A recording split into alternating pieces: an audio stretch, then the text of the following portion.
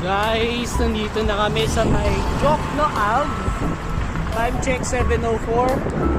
Kasama ko ngayon si kapatid, si Luigi.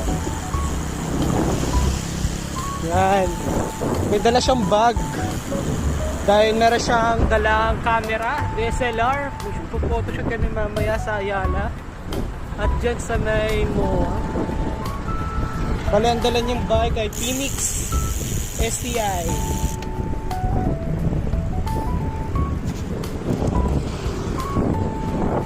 Sa susunod, mamimitik na yan sa MOA.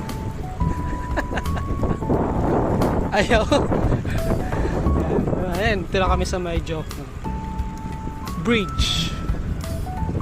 Pagkano namin dyan, ano na, seaside na, MOA. Punta lang kami ng MOA.